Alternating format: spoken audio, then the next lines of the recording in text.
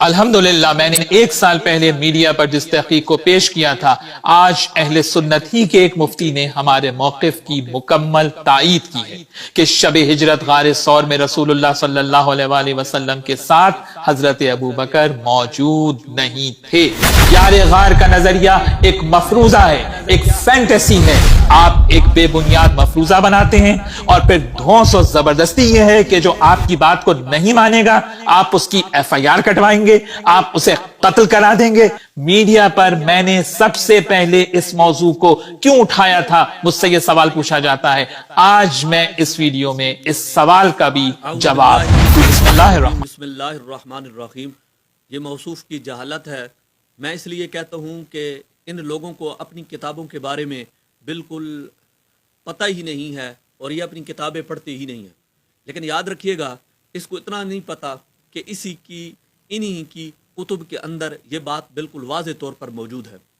اگر یہ مفروضہ مانتا ہے تو پھر ہمارا سوال ہے کہ ان کی کتابوں میں پھر سارے مفروضے ہی موجود ہیں، کیونکہ یہ والا مفروضہ ہم انہیں ان کی کتب سے دکھلاتے ہیں۔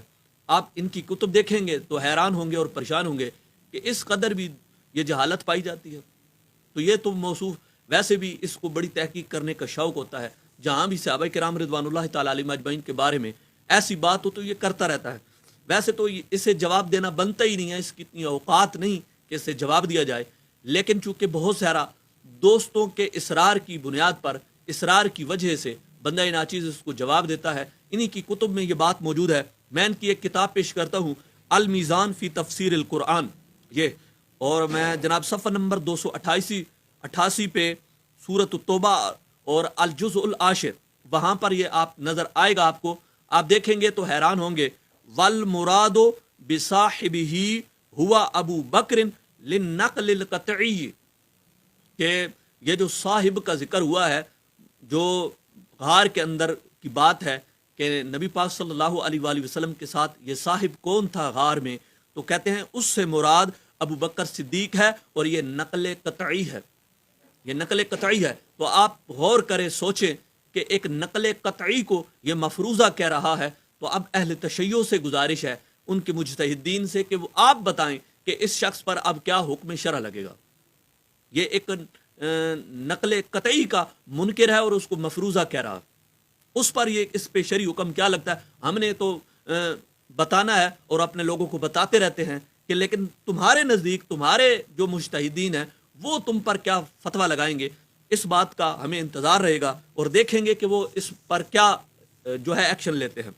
دوسری میں جناب کے سامنے تفسیر پیش کر دیتا ہوں، تفسیر منہج الصادقین، آپ دیکھیں گے تو آپ جناب آپ کو نظر آئے گا، اخرجہ یعنی اخراج رسول کریم صلی اللہ علیہ وسلم کردن در حالتی کہ دویم دو بود یعنی با او نبود، مگر یک کس کے آن ابو بکر است یعنی نصرت داد پیغمبر را وقتی کہ او و ابو بکر صدیق فی الغار در غار بودن، یعنی کہ اس میں بھی وضاحت موجود ہے کہ غار کے اندر نبی پاک صلی اللہ علیہ وسلم کے علاوہ اور ابو بکر صدیق کے علاوہ اور کوئی بھی نہیں تھا، رسول پاک صلی اللہ علیہ وآلہ وسلم اور حضرت ابو بکر صدیق رضی اللہ تعالی عنہ ہی موجود تھے۔ اب میں جناب ایک اور آپ کے سامنے تفسیر پیش کرتا ہوں، ان کی تفسیر کمی، اور تفسیر کمی میں جناب والا صفحہ نمبر 265 پہ آپ کو نظر آئے گا، سورۃ التوبہ ہے، اور یہاں پر بھی اسی آیت کے ضمن میں بات موجود ہے کہ حضرت ابو بکر صدیق رضی اللہ تعالیٰ عنہ غار میں موجود تھے اور آپ یار غار ہیں۔ انہی کی کتاب سے یہ ثابت ہے، اور تفسیر کمی میں امام صادق فی می فرماید ہنگامی کے رسول خدا در غار بودن بی ابو بکر فرمودن گویا ہم اکنو جافر را اصحابش در کشتی می بینم و کشتی آہرا بروی دریا متوقف شدہ۔ یہاں پر یہ موجود ہے، امام جعفر صادق نے فرمایا کہ رسول خدا صلی اللہ علیہ وآلہ وسلم اور ابو بکر صدیق غار میں موجود تھے، یعنی رسول پاک ابو بکر کے ساتھ غار میں موجود تھے۔ تو اچانک سرکار نے دیکھا حضرت جعفر ان کے اصحاب کو، کشتی ان کی جو ہے دریا میں رک گئی ہے، ٹھہر گئی ہے اور وہاں پر رکی ہوئی ہے۔ رسول پاک صلی اللہ علیہ وآلہ وسلم نے جب دیکھا تو سرکار نے جب یہ بات کی تو ابو بکر صدیق رضی اللہ تعالی عنہ نے عرض کی، یا رسول اللہ مجھے بھی دکھائیے۔ تو آقا صلی اللہ علیہ وسلم نے آنکھوں پہ ہاتھ پھیرا تو ابو بکر صدیق نے بھی دیکھ لیا. اب یہاں آپ دیکھیں گے نبی پاک صلی اللہ علیہ وآلہ وسلم کو یعنی یہ اب درمیان میں ایک نئی بات ڈالی گئی ہے، جبکہ پرانی کتب کے اندر یہ بات موجود نہیں ہے. یہ انہوں نے اپنی طرف سے ڈالی ہے کہ ابو بکر صدیق نے اپنے دل میں کہا کہ میں جناب آپ جادوگر ہیں، لیکن سرکار دو عالم صلی اللہ علیہ وآلہ وسلم نے آپ کو کیا فرمایا، سن کر آپ کا ایمان تازہ ہوگا. رسول خدا بے او فرمودن انت صدیق، انت صدیق، تو صدیق ہے، تو صدیق ہے یعنی تو سچا ہے. اب یہاں پر یہ سرکار دو عالم صلی اللہ علیہ وآلہ وسلم نے حضرت بکر صدیق کو کہا، اور آگے سے انہوں نے خود اپنی طرف سے کچھ عبارتیں مکس کی ہوئی ہیں. اب اس کا ذرا میں جھوٹ بتلاتا ہوں تفسیر کمی میں. اب یہاں دیکھا کہ ابو بکر صدیق رضی اللہ تعالی عنہ غار کے اندر موجود تھے. اب دیکھو یہودیوں والا کام دیکھنا، آپ حیران ہوں گے، پریشان بھی ہوں گے. یہی تفسیر کمی ہے، اس کا دوسرا رخ ہم آپ کو دکھلاتے ہیں. اسی تفسیر کمی میں جناب والا آپ دیکھیں گے اس کا ایک اور نسخہ صفحہ نمبر 290 میں آپ دیکھیں گے تو یہاں پر کیا لکھا ہوا، لما کانا رسول اللہ صلی اللہ علیہ وسلم فی الغار، کہ رسول پاک صلی اللہ علیہ وسلم غار میں تھے تو کالا لفلان. اب آپ اس کے دائیں بائیں دیکھیں تو یہ میں بڑا کر کے دکھا دیتا ہوں. آپ یہاں پر دائیں بائیں دیکھیں، واقعہ ایک ہی ہے. ایک کتاب میں ابو بکر صدیق کا ذکر ہے، دوسری میں انہوں نے ابو بکر صدیق کا نام کاٹ کر یہاں لفلان لکھا ہوا. جی ہاں، آپ دیکھیں، آپ لوگ پھر کہتے ہیں کہ یہ ان کی یہ بات کیوں دکھلاتا ہے. میں اس لیے دکھلاتا ہوں کہ یہ آپ دیکھیں تو خود غور کریں، اندازہ لگائیں. کالا لفلان، اب یہاں پر لفلان لکھا ہوا، ابو بکر صدیق کا یہاں پر نام ہی کاٹا ہوا ہے. اور پھر آگے مزے کی بات دیکھیں گے تو آگے عبارت میں لکھو فماسخا علی عینیہ. یہاں پر واحد ضمیر جو ہا ضمیر کا مرجع ہے، یہ واحد مذکر کی ضمیر ہے.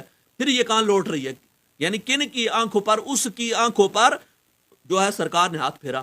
تو اب کس کی آنکھوں پر پھیرا، وہ تو فلان ہے ہی کوئی نہیں، تو فلان کا ذکر تو یہاں پر کیا ہی نہیں ہے. تو لہٰذا یہاں یہ ضمیر لوٹ رہی تھی ابو بکر صدیق رضی اللہ تعالیٰ عنہ کی. یہاں پر یہ پھر بھول گیا، اس کو یہ ضمیر جو ہے یہ ختم کر دینی چاہیے. ویسے تو یہ عبارت صحیح بنتی بھی نہیں ہے. اور دوسرا جو ہے شرح ابن الحدید کے حوالے سے جو نہج البلاغہ کی شرح ہے، اس کے اندر بھی یہ بات موجود ہے کہ جو حضرت بکر صدیق یار غار ہے. دیکھیے جی، میں آپ کے سامنے پیش کرتا ہوں صفحہ نمبر 195 پہ جناب نظر آئے گا کہ وَإِنَّا لَنَرَا أَبَا بَكْرٍ أَحَقَّ النَّاسِ بِهَا، کہ ہم ابو بکر صدیق رضی اللہ تعالیٰ عنہ کو دیکھا کرتے تھے لوگوں میں سے زیادہ حقدار. کیوں زیادہ حقدار سمجھتے تھے ہر معاملے میں؟ کہتے ہیں اِنَّهُ لَصَاحِبُ الْغَارِ، اس لیے کہ آپ صاحب غار ہیں، یعنی سادہ سے لفظوں میں سمجھو یار غار ہیں آپ. اللہ اکبر. وَثَانِيَ اثْنَيْنِ، اور ثانی اثنین ہیں آپ، اس لیے ہم آپ کو زیادہ حقدار سمجھتے تھے. وَإِنَّا لَنَعْرَفُ لَهُ سِنًّا، اور ہم آپ کو عمر رسیدہ بھی جو ہے آپ کو جانتے تھے، پہچانتے تھے ہم آپ کو. اور وَلَقَدْ أَمَرَهُ رسول اللہ صلی اللہ علیہ وسلم بِالصَّلَاةِ وَهُوَ حَيٌّ، کیونکہ رسول پاک صلی اللہ علیہ وآلہ وسلم نے ان کو اپنی ہی زندگی میں نماز کا حکم دیا تھا کہ آپ نماز پڑھائیں. اس وجہ سے بھی ابو بکر صدیق زیادہ حقدار تھے. اور یہاں پر بھی انہوں نے انہو لصاحب الغار، لصاحب الغار، کہ صاحب الغار، یہ آپ کی کتب شرح ابن الحدید میں بات موجود ہے. جی جناب، اگر یہ مفروضہ ہے تو پھر مان لیجئے کہ آپ کی کتابوں میں یہ مفروضے موجود ہیں، اور یہ بھی مان لیجئے کہ آپ کی کتاب مفروضوں پر مبنی ہے. ہماری کتابوں میں الحمدللہ یہ باتیں قطعی ہیں، یقینی ہیں، اور الحمدللہ تواتر کے ساتھ یہ بات ہماری کتب میں ثابت ہے. کیونکہ رد تو نے کیا ہے ہماری کتابوں میں، تو ایک عبارت لے کر آتا ہے تو ہم تجھے سینکڑوں عبارتیں دکھائیں گے کہ ابو بکر صدیق